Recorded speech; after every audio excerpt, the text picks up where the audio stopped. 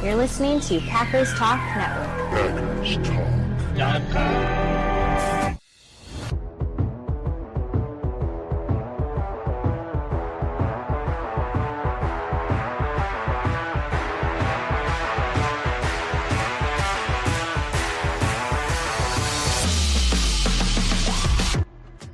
Welcome to the Packers Weekly Podcast, part of PackersTalk.com network. I'm your host, Miles Teddick, joined by your co-host, Tim Hamilton.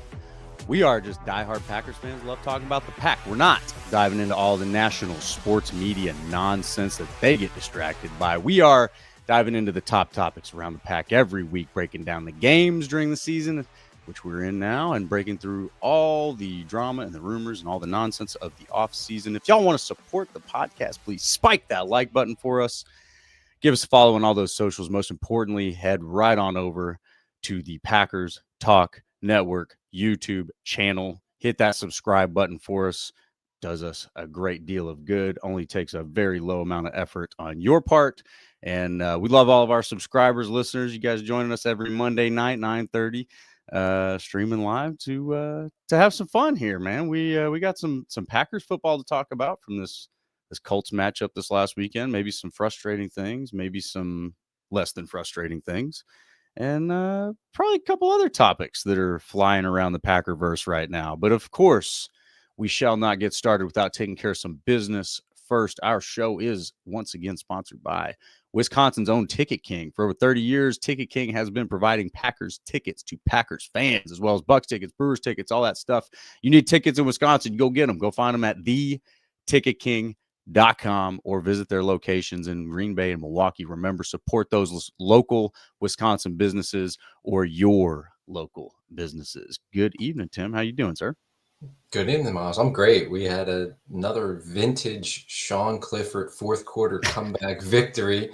So, I mean, what could be better? First victory of the season. And yeah, man. I mean, you know, and I know that he's like a fan favorite. Everybody's rooting for Sean Clifford. Are they? And might have been a little tongue in cheek on that one. Yeah. No, he seems, I mean, if you're vested in the backup quarterback conversation, he does seem to be a bit of a thorn in the side of some fans that would maybe not prefer him to be the backup quarterback or the backup, I guess, QB3, because we got Mr. Willis. Yeah. But I'm not as invested in that conversation, so I don't really care as much. I just think it's kind of fun, you know, if he's in there playing quarterback for the Packers, then yeah, I'm excited that he's winning games. Sure, why not? I watched him play at Penn State for what seemed like a decade. So I've seen plenty of Sean Clifford. Good for him. You know, nice to get a win, and they look better against the Colts than they did against the Jets. So that's progress, right? And but there's a lot to break down about that game and about where they are at this point in training camp, headed into the joint practice with the Seahawks and then the final preseason game. Yeah, man. I mean, we know these things happen quick. We go from being in the middle of a boring off season with nothing to talk about to being almost done with the preseason and ready to roll, you know, so life comes at you fast. But yeah, you know, I was not able to watch the game live, so I had to watch live tweets being out of market. I don't know if you up there in Pennsylvania, if you got the game when it was happening, but it really and I didn't go back and watch the entire thing, but I did go back and watch about half of it. It felt like Twitter was overreacting a little bit, you know, and obviously not everybody listening to this is on Twitter or X, as the kids call it these days, but you know, it's kind of a fun place to have your ear to the ground for Packers fans. There's a lot of venting that happens there. There's a lot of good information that flies around there too, but you know, it kind of gives you a little bit of a pulse. And man, it really felt like things were worse than what it looked like they were to me. Did you get to watch the game eventually? So you're saying Packers social media was overreacting? I mean, I've never heard of such a thing. I hate to make such accusations, but I'm allegedly. How about that? I mean, I can remember the Jets game last week when they were firing LaFleur and Gutekunst for a poor first preseason game performance. So yeah, they overreact every week. Yeah, I'm with you. It wasn't live here in Pennsylvania, so I had to, catch up on everybody's social posts, trying to just focus on the people, the beat writers, and the people who cover the team, where it's a little more centered. And then I went back and watched it once it was available to see. And yeah, I don't think it was that bad. I mean, when you consider the Colts were playing their starters at the And they beginning of were the game. making considerably more mistakes. Like Yeah, that was the first thing that jumped off the screen to me is the Colts were the ones making a lot more mistakes. right. I know we don't care about the Colts, but if you're a Colts fan watching that, you could really break it down and be like, yeah, the starters scored more points, but they were playing against the backup. Like they didn't look that good for starters, but whatever. It's the Colts, and they have Daniel Jones and Anthony Richardson as their quarterback, so that's what you get.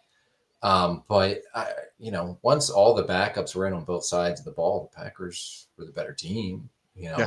They made more plays. So what I think ruined a lot of it in the first half was just so many penalties, 11 penalties in the first half. I mean, that kills you.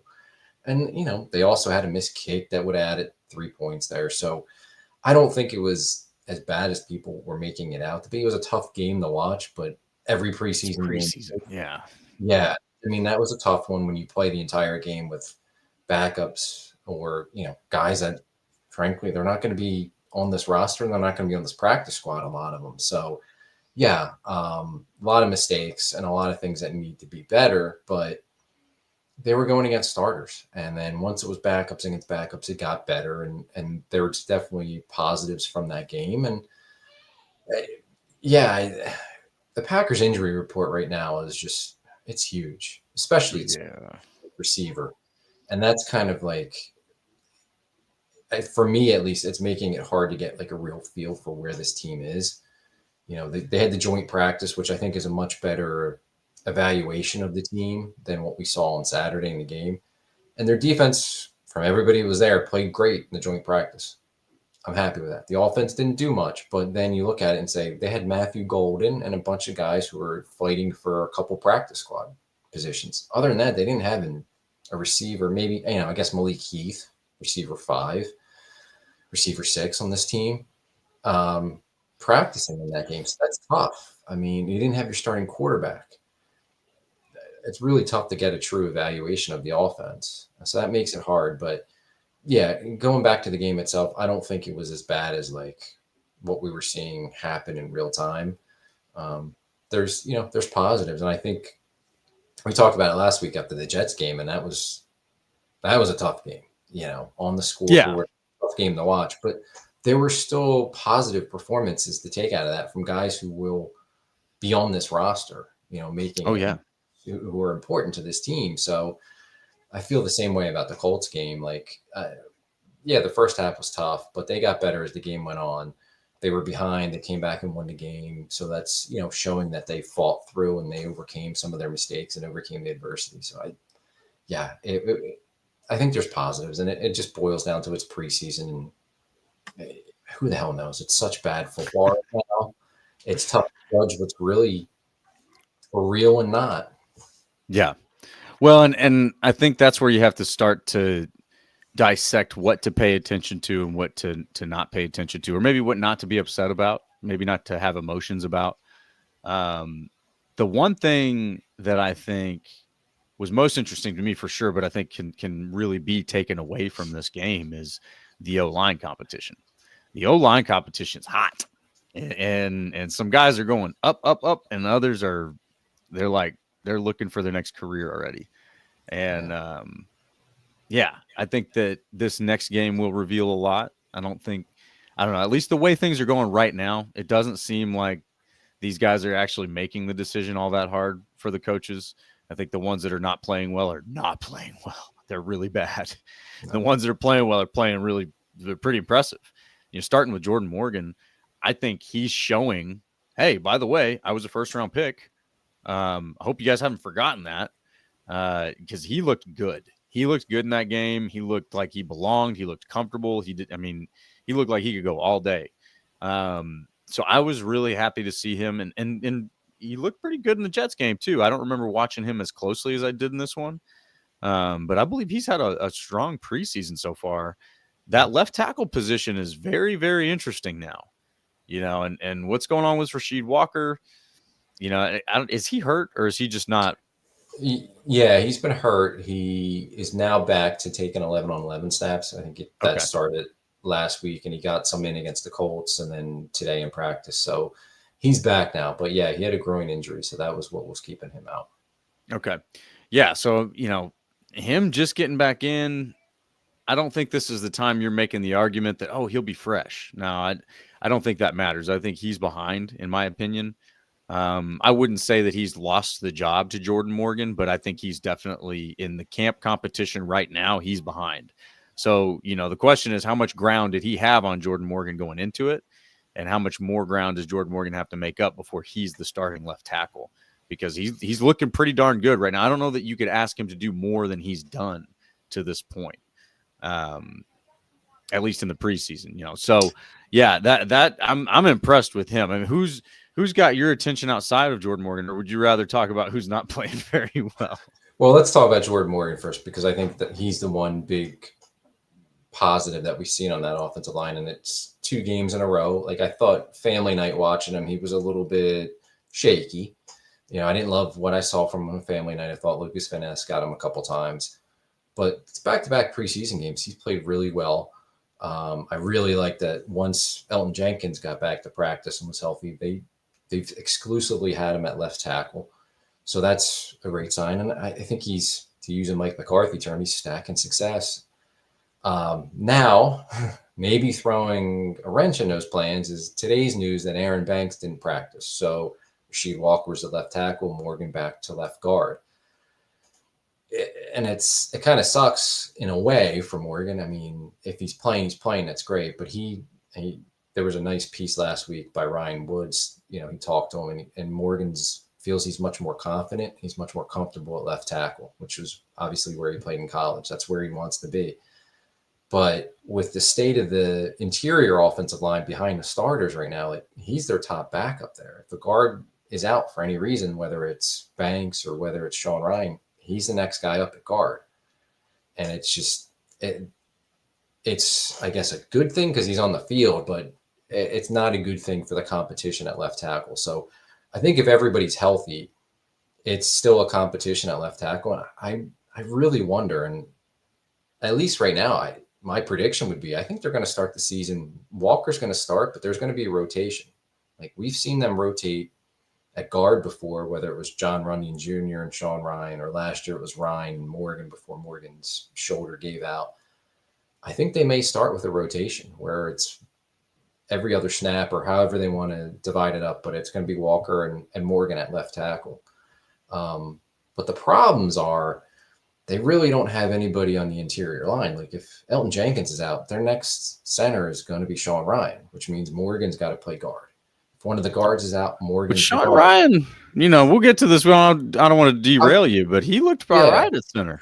I don't mind him at center. Like, I don't think he's bad. It's just then you're making multiple moves, and I think it would be easier and it'd be more beneficial for Morgan and his development at left tackle, like, to keep him at left tackle. And maybe they can do that if everybody's healthy. But they've had guys, Jenkins was out at the beginning of camp. Banks has been in and out. So Morgan, just as he's getting consistent work at left tackle, now he's going to guard. And maybe it's a short-term thing. Maybe Banks is back on this week and we're fine there. But Morgan's the next guy up at guard because none of the guards or backup centers, anybody on the interior behind the starters, is really playing well. Jacob Monk has struggled back-to-back preseason games. Donovan Jennings, who they seem to really want to force feed and see what he can do. He spent a year on the practice squad. He's struggling. So, I don't know what they do. I feel comfortable that they have 6 guys, and I like Belton, and we'll talk about Belton. The first half was pretty bad, but he bounced back in the second half. I like the way he played against the Jets. I like Belton. I think he's going to be okay, and I think the penalties are fixable. But he's not ready, game one, to get in there and play. He needs some work. But I think they have 6 guys I'm confident in, a 7th guy that's a development guy in Belton. But then 8 and 9, I have no idea what they do. And at this point, it feels like Monk and Jennings are going to make the team just by default because they don't have anybody. So I wonder if it's got to be a position they're looking at in the waiver wire to see who's going to be available at cut down time to pick someone up, because they don't have the guys right now behind the starters on the interior. Unless you want to start, Morgan's going to play guard, and that's going to take him out of left. And then you're playing musical spots, and I don't like that a whole lot. Right. It would be much easier if they had guys that you could count on that come in off the bench to either play center or guard for you, but they don't, and that's the concern. But I really like where Jordan Morgan is trending right now, and it's going to be interesting how they handle that position to start the season. It could be, if he gets consistent reps there and he gets to play in a rotation with Walker, I wonder if at some point he just takes a job outright from Rasheed Walker, because it seems like that's what they ultimately probably want to do. Yeah, I mean, I think that would make the decision easier for them if he could take that job decisively. And I mean, he's doing about everything he can up to this point to do that. He had an elite pass blocking grade from PFF in this last game, 88.2.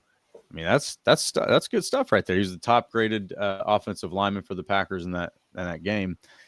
Yeah, Jordan Morgan's doing it. I mean, there's to this point, like we're saying, it's preseason. What can you get upset about? What doesn't matter? All this stuff. You don't really know what to care about in the preseason because not everything counts. I would say he has done everything he can to take that job, and now all that can derail him is exactly what you just pointed out, is the musical chairs on the offensive line. And I think the other thing that's contributing to that is maybe the lack of some other guys stepping up. I mean, Jacob Monk is a guy I was a big fan of, and he seems like he's struggling. He doesn't seem like he's playing well. We got someone in the comments that was gets here, Dusty Evely. I might be more optimistic than I have any reason to be, but I thought Monk looked much better this past week. He did, but the problem is he was coming from like ground zero. So, well, if Dusty's saying it, I'll trust Dusty, because Dusty knows Dusty's a legend. He's awesome. Thanks for joining us. Yes, appreciate you jumping in, Dusty. Yes, absolutely. So if Dusty says it, I'll trust his word. To my eyes, yeah, I think he was better than he was against the Jets, but I think there's a long way to go. And I just, from what I've seen of him at guard, I don't trust him there.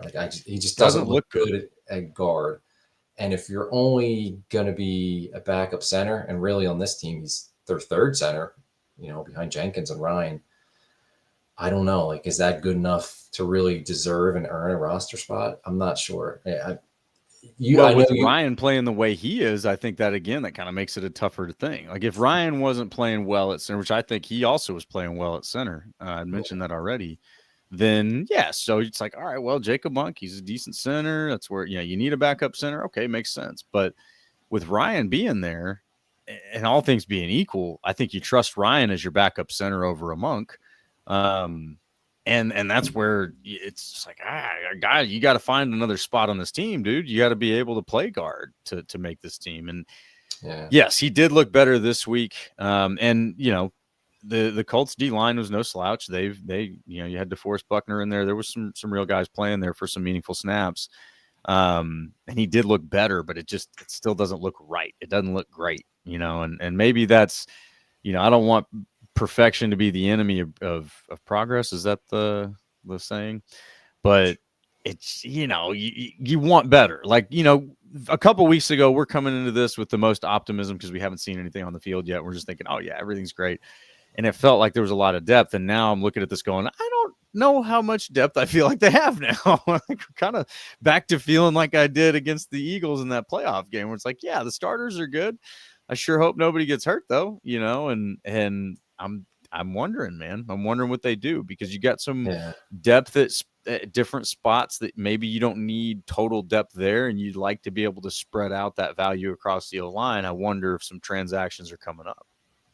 Yeah, and it's like you talk about the depth and going back to last year in the Eagles game, and that's kind of like where I think of it too, is like I like that they have 6 guys and maybe a 7th in Belton who I trust. I like Belton. I like what he could become. He's really raw right now, and he needs to get reps and he needs to work out a lot of issues. But so I like what he will be in the future. And he'll obviously make the team. There's, he's not. Yeah. There's no question. And I like what he's going to be down the line. It's just right now. But there's a lot of teams in the NFL that have like 3 guys that they trust. The Packers probably have 6 or 7. That's fair. So that's the positive. But the other part of that is like last year they were incredibly healthy on the offensive line. Josh Myers missed 1 game. No other starter missed a game. And then they got to the Eagles game in the playoffs and we lose Elton Jenkins. And then Myers goes out of the game. And they couldn't block those guys. As good as the Eagles pass rushers are, and they were the best last year, they would have had trouble with the starters, no doubt. But when you start losing guys like they did, they couldn't hold up. And you're probably not going to be that healthy on the offensive line this year. So you're going to need Jordan Morgan. You're going to need Belton at some point, and you may need to go further down your depth chart, and you may need a guy like Monk or Kadeem Telfer or Jennings if those guys make the roster. And again, that's my point, is like I almost feel like they may be making the roster just because that's who they have. Like none of those guys have truly earned a spot.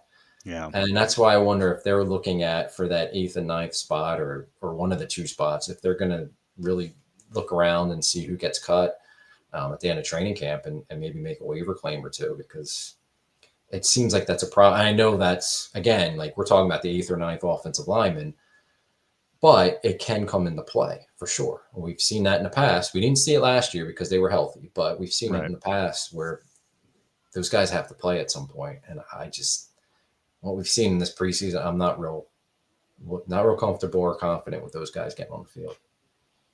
Yeah. And, obviously you got one more preseason game to go. So there's still room for improvement. And if you see, let's say Monk takes a step forward against the Seahawks. All right, well, now you've seen gradual improvement over the last, several weeks. Then that's a different story. So there's still room for things to change and get better. But all we can comment on is how things are trending at the moment. Right. So that's, I'm looking at this going, okay, I got some real concerns, but I've also got some real, I'm happy to see Sean Ryan, fitting in and not, I don't know.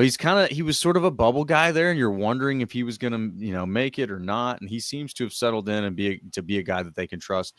It's good to see Jordan Morgan turning into something that looks like a first-round pick.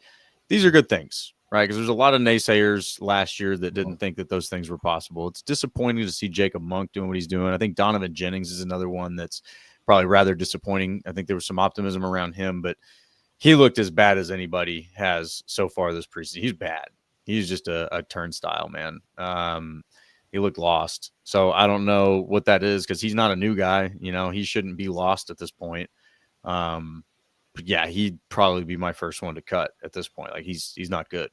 So we'll see. We'll see how it goes. But the offensive line is definitely heating up, and there may be some transactions coming along. The way that the offensive line is shaking out, Rasheed Walker seems like an attractive piece for another team that could use a starting left tackle.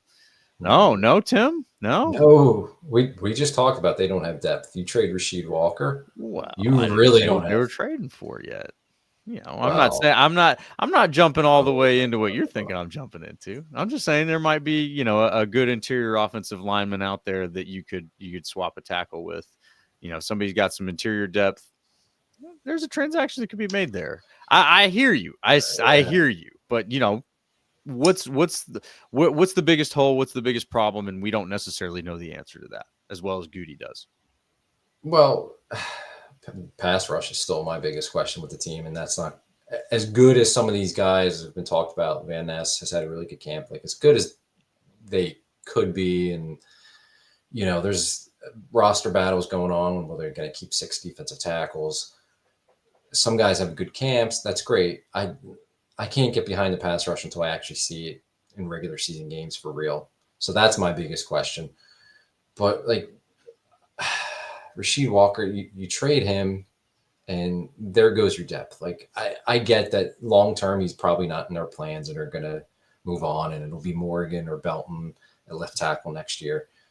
I get all that, but you need him for this team because you're one injury away and who the hell knows who's playing left tackle? Like Jordan Morgan could get hurt and you're going to put Belton there. Like he's not ready for left tackle. or you're going to shift Jenkins, or you're going to shift Tom, and then you're playing musical chairs on the offensive line. Like, no, Rasheed Walker should not be traded. Keep him this year. Start him. Don't start him. Whatever you want to do. Rotate him in. He's a valuable piece for this team, and you get what you can from this year. And at the end of the year, if he's not in the plans, okay, so be it. But no, that's I definitely would not be moving on from Rasheed Walker. Okay. Well, and that's probably the wise move, considering one of the things that kept the Packers out of the Super Bowl was an injured left tackle. So yeah, all right, I'm with you on that. I can't fight you there, but it does feel like there's maybe an upcoming transaction or two that would contribute to the depth of this offensive line. There's definitely, you bring up the pass rush. There's definitely some stuff floating around out there. Micah Parsons and Trey Hendrickson. We've definitely talked about these things throughout the offseason, but things seem to be heating up. I mean, how realistic is it, Tim? Is it done yet? Did we get one of those guys? It's not done yet. Oh, I mean, yeah. unless It it might be done, and we just haven't gotten the report about it. What's going on? Nah, it's the same thing. Like, I don't think either one of them move. I think this is negotiation. I think Hendrickson's agent put it out there because he's getting ready, like, to actually start practicing, right? Like, he's been holding in. He's there, but he's not practicing. Like, he's got to start practicing for the season. I think this is like the last ditch effort. Like, somebody make the Bengals a great offer and then pay us 35 or 40 million, whatever they want, and we'll move on. Like, this is, and I just don't think anybody's going to give the Bengals what they want, and whatever that is. And I know there's reports like they want a first-round pick and a young player. Okay, good luck with that. I don't think they get that for a 31-year-old guy as good as Trey Hendrickson is. I don't think ultimately Hendrickson and Parsons leave. Parsons is a different case, and that's just Jerry Jones and the way he runs the Cowboys. But like Hendrickson himself, if it was me, I would be all in on it. But you're not only trading for him, you're more trading for what you have to pay him. And at 31 years old, are you going to pay him 40 or close to 40 million a year? No. I can't see the Packers doing that, right? And then what's the compensation? Like, would they give up a first-round pick and pay him, let's just say, we'll go to lower side and say 35 million a year and the first-round pick?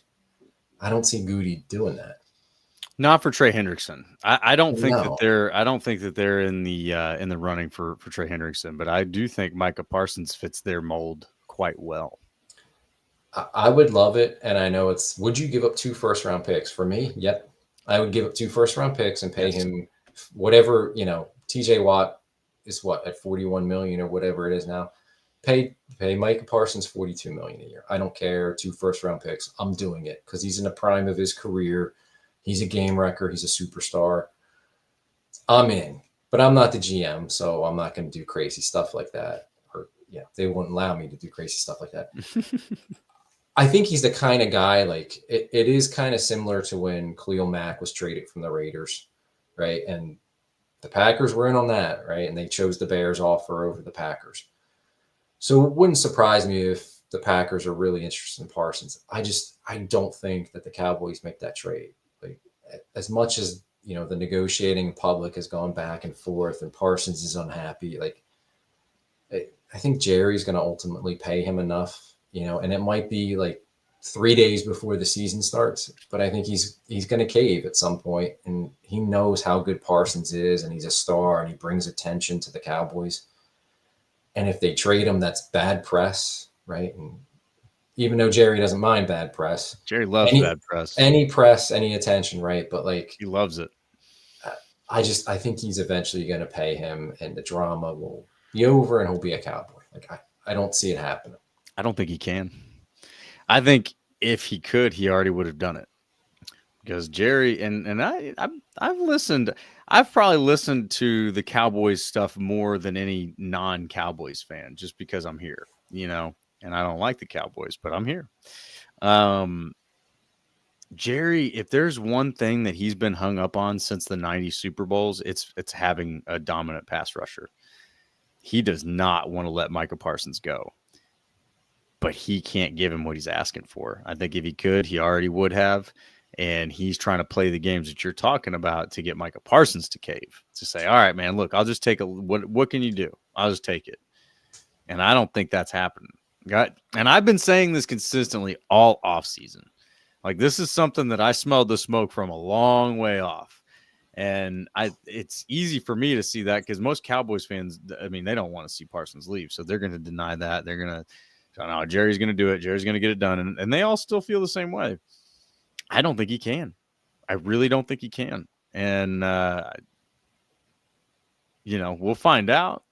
But I think this is a scenario. It's a very rare case where I think not only do the Packers have the ability, because they have the assets and the financial situation to put up the compensation and to sign the player, but also the player fits the mold, which doesn't always fit the mold for the Packers. A lot of times I think probably that's the case, that when they don't go in on a big name, he's in that like 26-year-old range. He's at the top of his game. He's at one of the most valuable positions in football.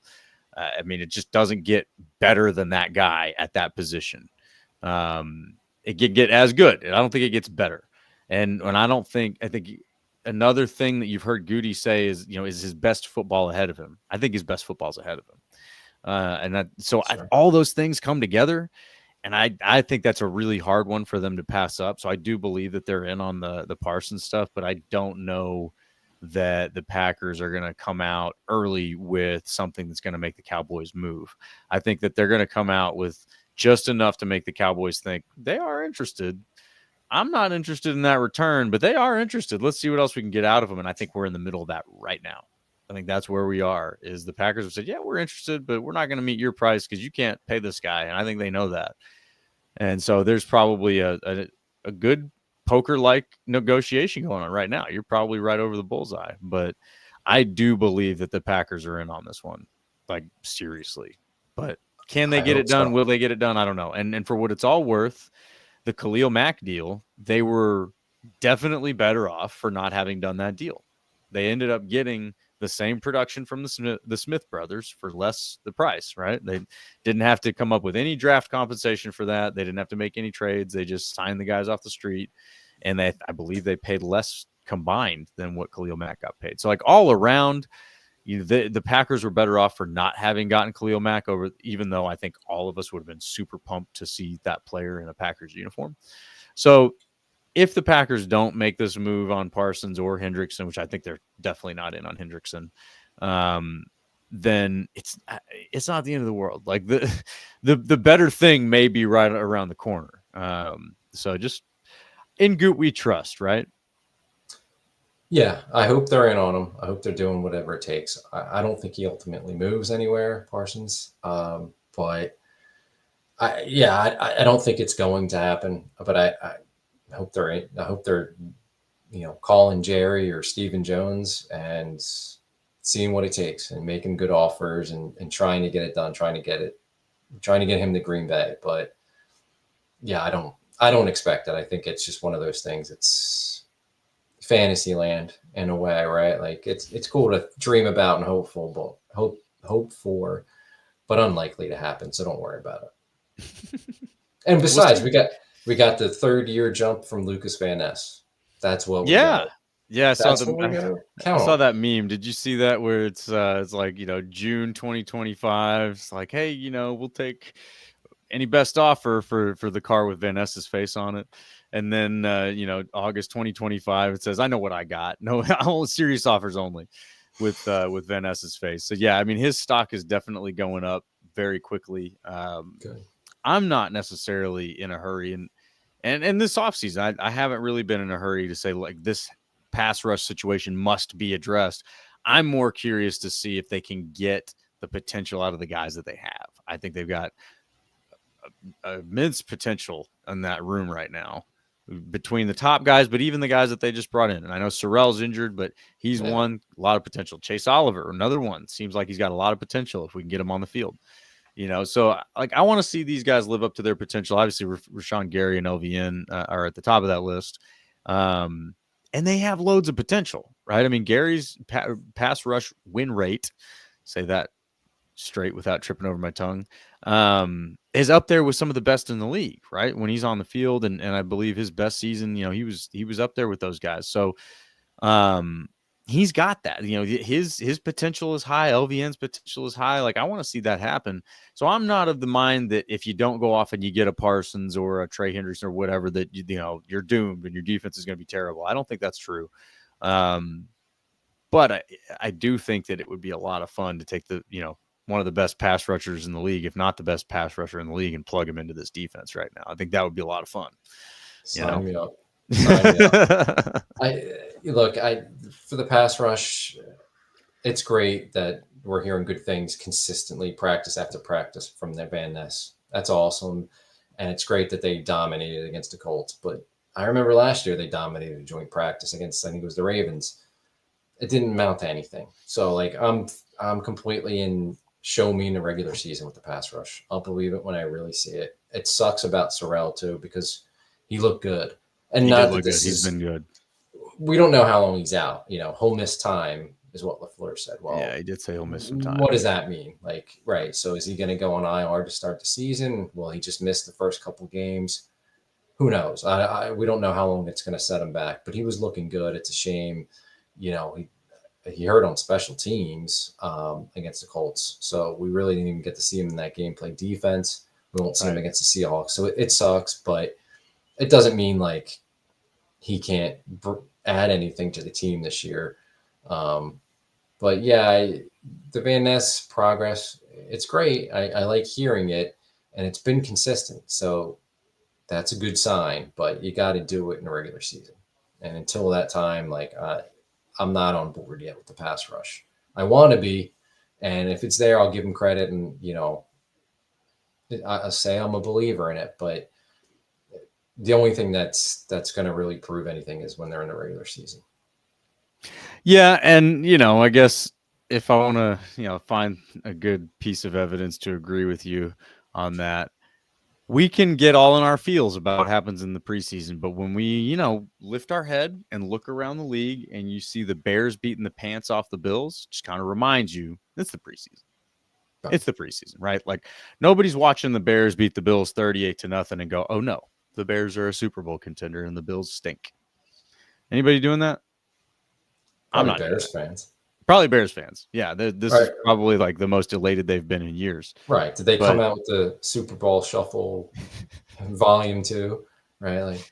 I've probably been blocked by most of Bears Twitter, so I'm my pulse on Bears fans is actually getting weaker. Right? But I've got a few. Maybe Andy's with us tonight. Andy, if you're out there, man, you're one of my only Bears fan friends I've got left. You'll have to let me know what you think about the win. But yeah, I look at games like that. When the Bears beat the Bills 38-0, and I heard that they dominated them in practice as well. Caleb Williams was an MVP in practice this last week, and that's where you have to keep everything in check, right? It's we're not looking at Caleb Williams and now all of a sudden we're in fear of him because he had a good week in the preseason. You know what I mean? And so just the same, we shouldn't be looking at anything that's going wrong here and go, oh no, it's all a disaster. I think it really does come down to show me in the regular season. And I think what the preseason should be used for is zooming in on those the position battles and the competitions going on there. The competition on the O-line, the competition among cornerbacks, competition at linebacker, pass rush, all that kind of stuff where you can see one-on-one reps. You can see what guys are doing, how they're getting beat, if they're getting beat. It's much less about strategy and a lot more about mano-a-mano. And as soon as strategy comes into the play with, play calling and deception and, baiting guys into, certain things, the chess match is kind of how I describe it, then your abilities are good, but they also need to fit within the scheme. And I think that sounds a lot like coach speak to people sometimes, but just because you're good in one-on-one doesn't mean you're going to be good in an offense. We've seen that with certain players that look like they should be great players, and then you put them in an offense and they just don't do anything, and that's where those are some finer things. And what you can take away from the preseason is listen to the coaches. So what I took from LaFleur to kind of sum up what this game was against the Colts was plenty to learn from, plenty to like, and And I think that's good. Yeah. I think that actually makes for a successful preseason game. You want to see stuff you like. You also want to see stuff you can learn from. That's a productive week in the football world in the preseason. So I'm not mad about anything from this week against the Colts. Like I said, I'm pretty encouraged by some of the competition on the O-line. I like the optimism in the comments about Jacob Monk. I'm with you guys. I'm a Monk fan. I want to see this guy do well. But he hasn't so far. So we need to see him do better. But yeah, Goot's got some work to do, and I trust him to do that work. He does. He brings in some mid-season additions sometimes, and they turn out to do well. See Rasul Douglas, great example. But overall, it's going to be fun, I think, to watch what happens this week against the Seahawks. You're going to get a decent test there. You'll see some guys take steps forward, and you'll see some other guys maybe solidify their next career, the real estate career or something. I think that's like the most popular thing, isn't it? Like, I played in the NFL, so I can sell real estate now. Sure. I shouldn't mock them. I'm sorry, guys. Oh, man. But yeah, so I don't know. We talked a lot about the offense. So what were your impressions on the defense from the Colts? So shout out Tyron Hopper. Like, that's one of the big positives. He's been really good. He was good against the Jets. He was good against the Colts. From everybody that's able to watch practices every day up there in Green Bay, he's been consistently good there too on the practice field. What a difference a year makes. Like, he looked lost. He looked like he was unplayable last year in preseason, and he ultimately was unplayable because he didn't really get on the field at all. Yeah. He's made tremendous strides, and that's a big second-year jump for him. And I know it's going to probably get lost, at least initially, because he's going to be not getting the reps on defense. He's behind 3 guys. Really, he's been running behind 4 if you count Simmons, but he's played much better than Isaiah Simmons. He should be ahead of Isaiah Simmons. Either way, he's been really good, and he's taken that second-year jump that was hoped for. He kind of, had been a forgotten guy. Like, yeah, they took him and he didn't play, and man, he looked bad when he did play in the preseason. I think a lot of people just kind of gave up on him, and they gave up on him too early. So I think he's done really well, and I think long term, we got to see him play again. We got to see him in a regular season, play regular season football. We might not get much of that depending on how it shakes out this year, but it gives you something to think about if they don't get an extension done with Quay Walker. That maybe they don't need to pay Quay Walker a ton of money because they might have his replacement already on the roster. Who knows? Hopper needs to develop a lot more to do that, but so far he's been really good in the preseason. So I'm encouraged. Shout out Tyron Hopper. And I think the other one positive for me is I feel better about the cornerback room. Bo Melton does not look like he played receiver. Like, if you didn't know he was a receiver until June, you would have just thought he's another cornerback, right? Like, he looks like a cornerback. Yeah. And even the guys behind him, particularly Kalen King, he looks better as a second-year player as well. Again, that's what you want to see. He's making progress. He's getting better. Whether or not he makes the final 53, we can debate that, but he's definitely improved from where he was this time last year.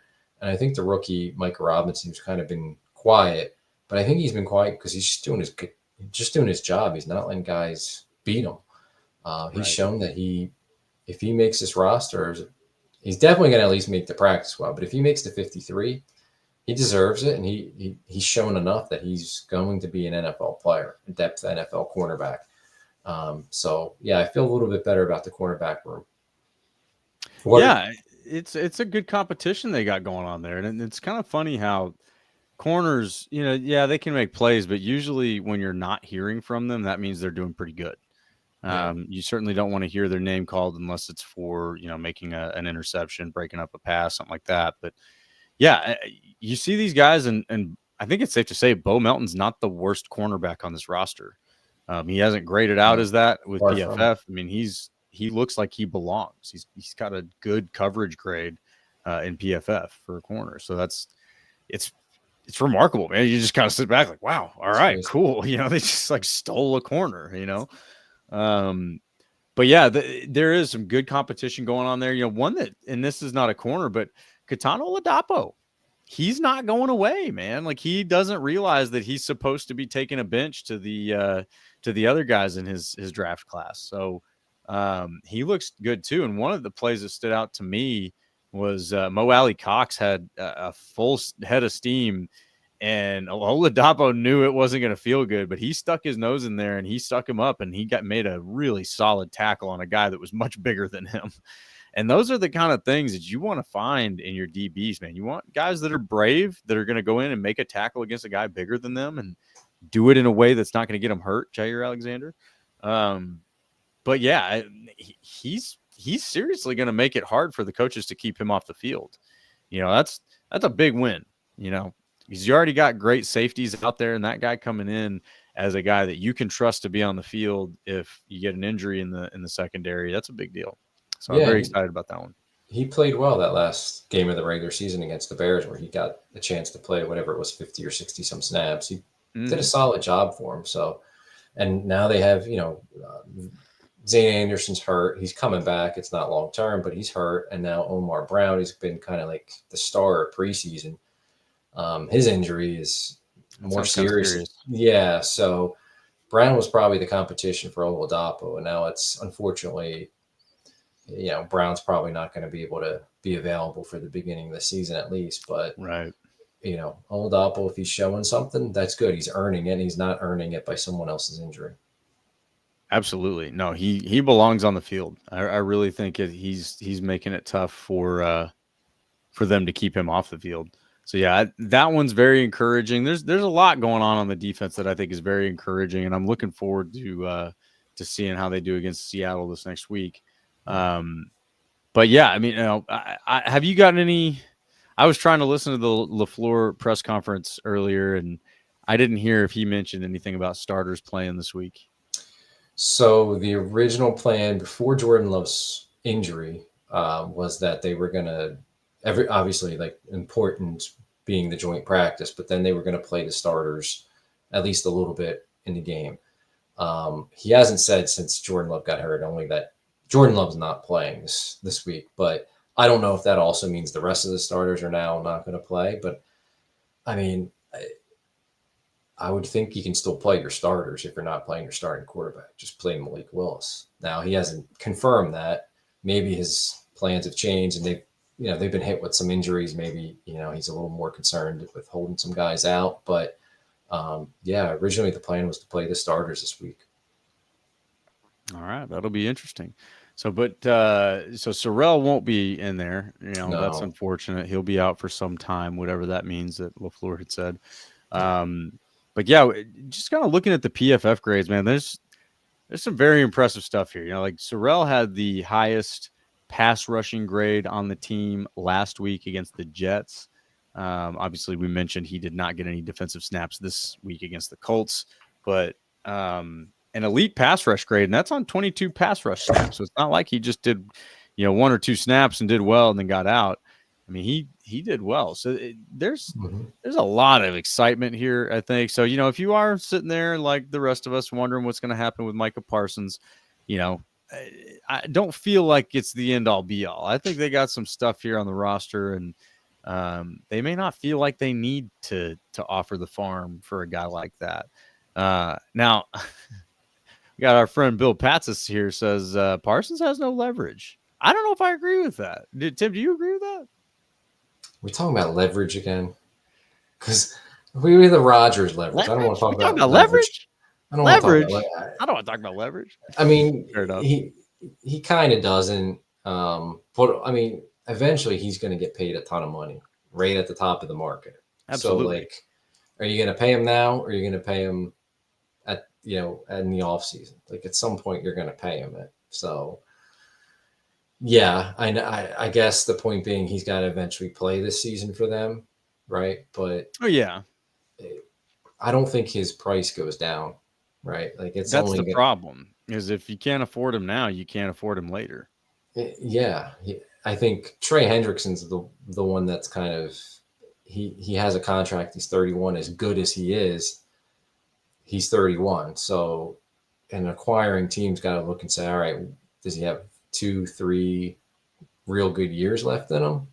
Whereas Micah Parsons, has a lot more than that, right? Like, so he's going to get paid. Hendrickson's the one where you're like, how much guaranteed money? What's it going to cost? Because even though he's really productive and very good, and I think he can hold up for a few more years and still be, one of the best pass rushers, it does bring into question because of his age. Parsons doesn't have that question. Yeah, and that's where I think that Trey Hendrickson would be off of their radar, while Parsons would be on it. And, we've seen that with Xavier McKinney, with Josh Jacobs. They've got a mold. You're in that early 20s, mid 20s range. You're at the top of your game with the best football in front of you. They're interested, So, but what is interested, I think, is the real question. So, yeah, I'm curious. I think either way, like I say, in Goot we trust. They've got a ton of potential on this defense, and they're really starting to show. I mean, what you can show in the preseason, you can't show a ton, but you can show a lot of one-on-ones, guys being able to win their matchups and what they can do. And we're going to see how they can scheme those guys to be even better as the regular season comes up. But yeah, so what are the battles we're looking for here against the Seahawks this week, man? I mean, is Isaiah Simmons fighting for a job? Is he already on this roster? Where are we at with him?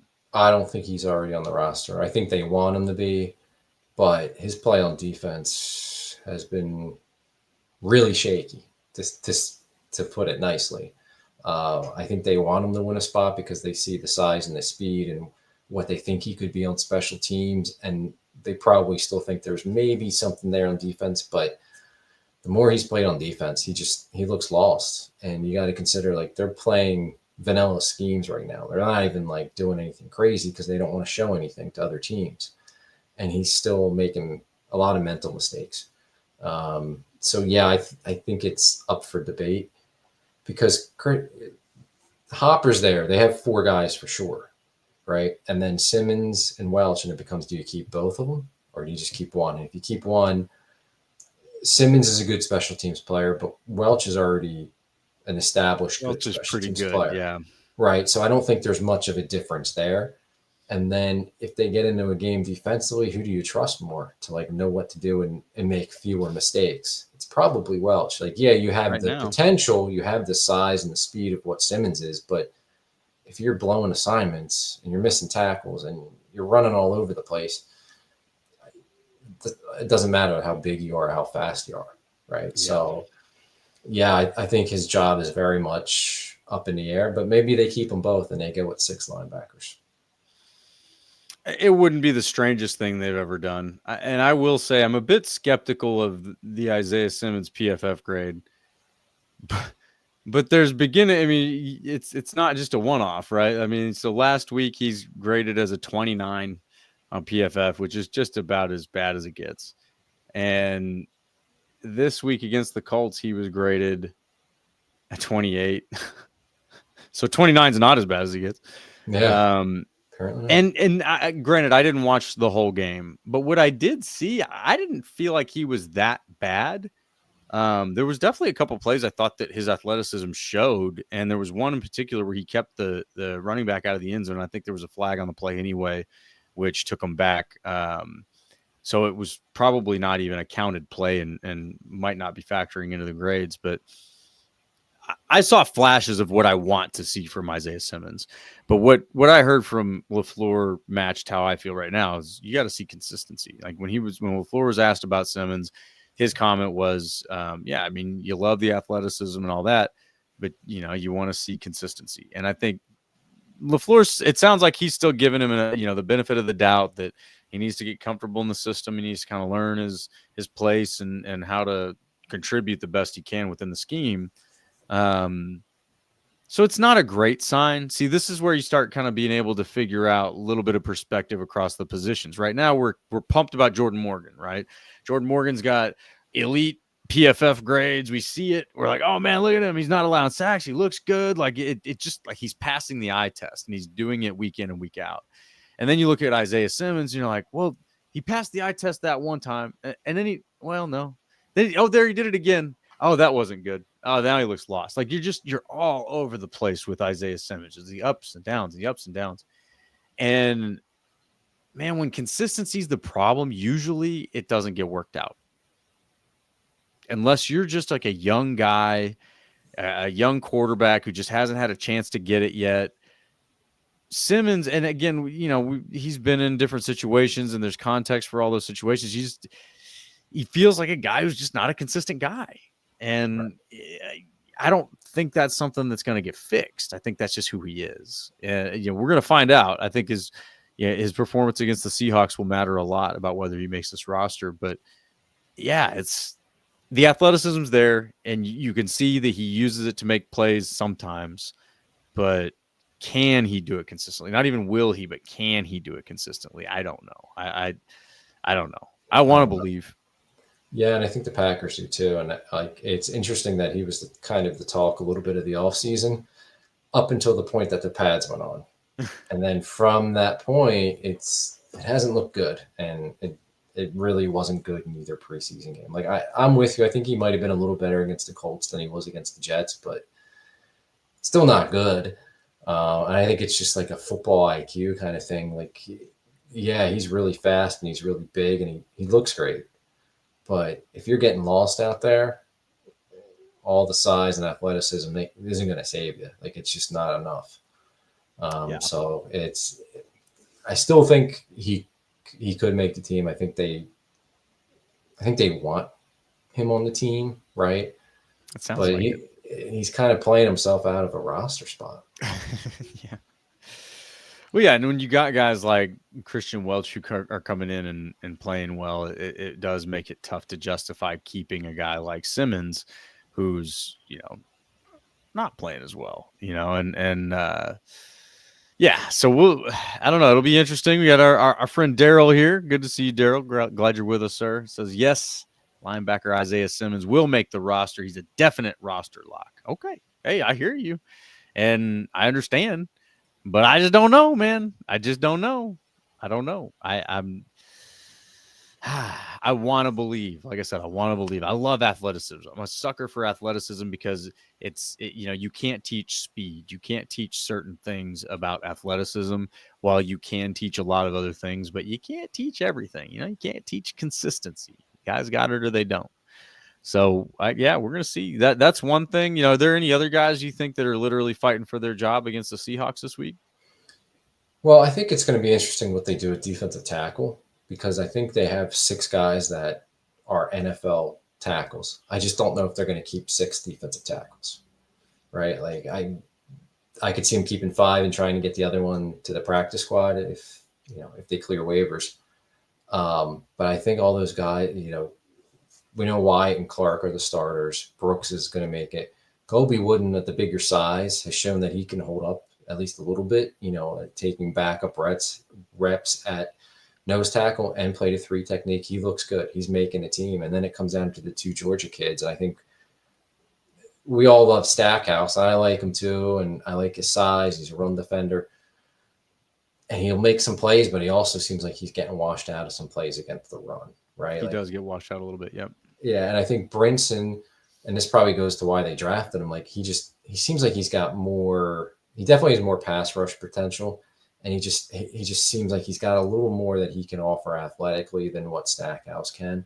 So I wonder if they keep Brinson, they try to sneak Stackhouse through, get him on the practice squad, develop him there. But maybe they keep 6 guys. And Stackhouse has definitely done some nice things for them. I just think he's got to get more consistent, especially when you're just going to be a run guy, basically. I don't think he's going to ever really give them much as a pass rusher. So, he's got to find that consistency and the recognition in the running game. But that'll be interesting. Do they keep 5 or 6? Because 6 is a lot of defensive tackles to keep. So that's one of the battles that I'm looking to see against the Seahawks this week. And then, obviously when it goes into final roster cutdowns. Yeah, I could see him taking 6. That's one of those things where it seems like, especially with this scheme, it's good to have a good rotation of D linemen, guys that are fresh. You don't necessarily need, the one guy who's super dominant that stays in all the time. So, yeah, I could see him keeping 6 and having like a healthy rotation. But I think I do agree that Brinson is edging out Stackhouse right now. Not just based on the draft status. I think there was a point where Stackhouse was probably ahead of Brinson. in the pecking order. But now, after seeing Brinson in a couple of games, like he's got an attitude, man. And I love me some Stackhouse, but I want to see that attitude. And Brinson, I mean, that the one play where his helmet comes off and he goes after Anthony anyway, shoves him down. Like you can't help but see the attitude bursting out of that right there.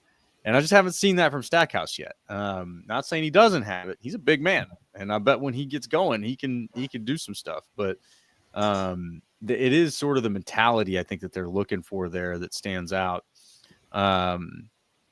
But yeah, I think that'll be a good battle to keep an eye on against the Seahawks. A lot can probably be gained in that game against the Seahawks as far as production goes. But yeah, the DBs, man, I really want to see who's who, who's on the practice squad and who's the guy that they trust at the bottom of this depth chart. I think they understand who their top three are and they want to keep those guys healthy. I think they understand that guys like Bullard can get in there and play in the nickel and probably be like a fill-in corner in certain situations. But then when you get down to Bo Melton and crew, I want to know who's who. Is Bo the real deal? Is he really going to be CB4, CB5? Can King, take a step up and get himself out of the practice squad consideration and actually make this team decisively? I'd like to see that. I think for me, Hayden might be falling behind a little bit, Kamal Hayden. But then you got the guys that they drafted, Baldwin and Robinson. One was drafted, one was UDFA, I believe, right? Yeah. But yeah, those guys, they're like you're saying, like Robinson's he's not going away. He's not making it easy on anybody to just set him aside.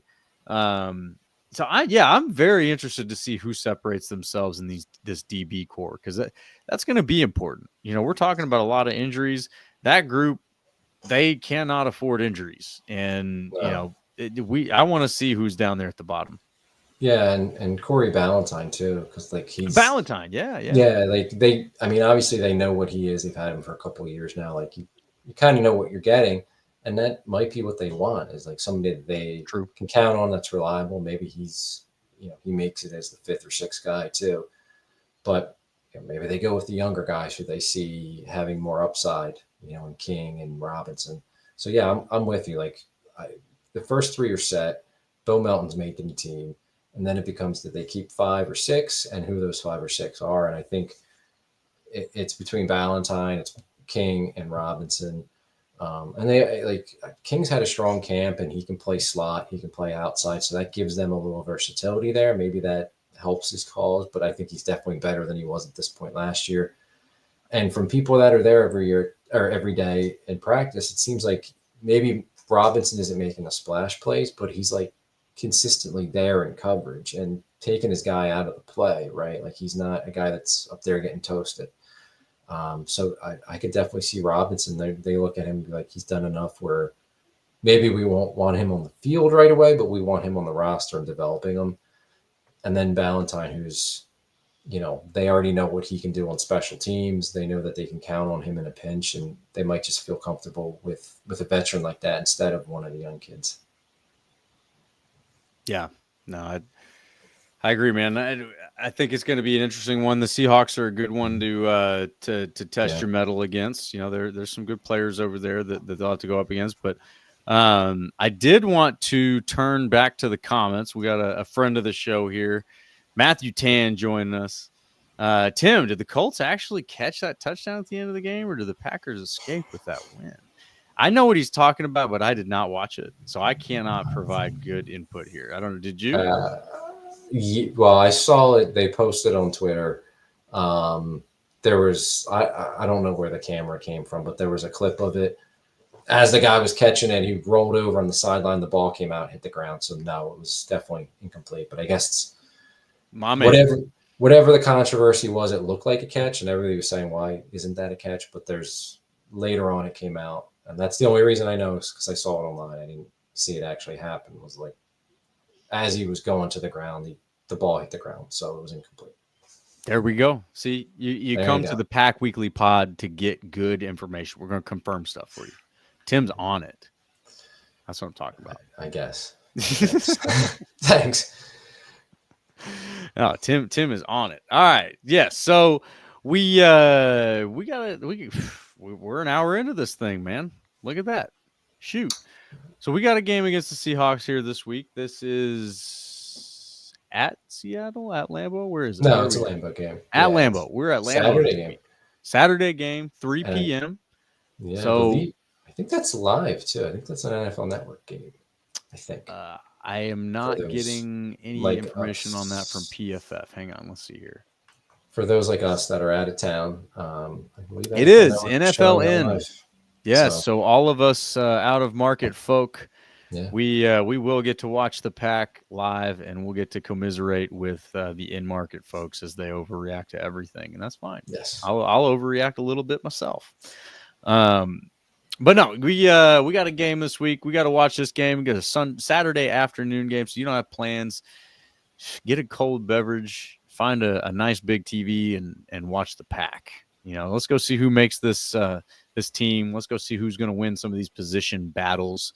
And, you know, we'll obviously be back here next Monday to talk about it. So y'all come back here next Monday night, 9:30 p.m. Central. Sorry we were a little late getting in this one. We're 5 minutes late. That was my fault.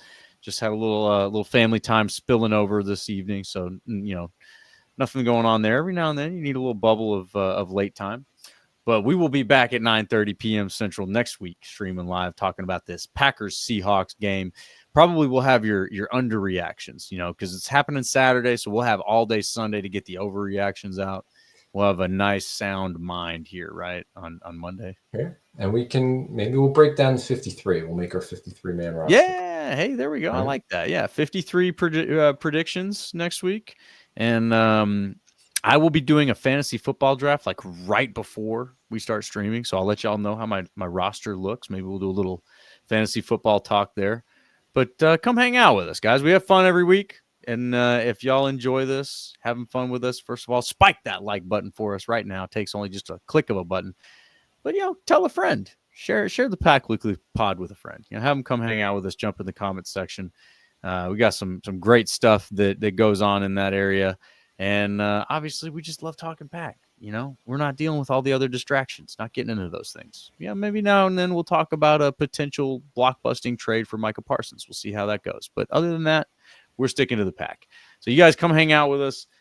Enjoy the game this week. Don't forget to enjoy the game. We're Packers fans. We just love watching the Packers play football, and they're doing it. So we got to at least have that. And of course, we'll air it all out here next week with you guys, 9:30 p.m. Central. And, of course, always go Pack. Go.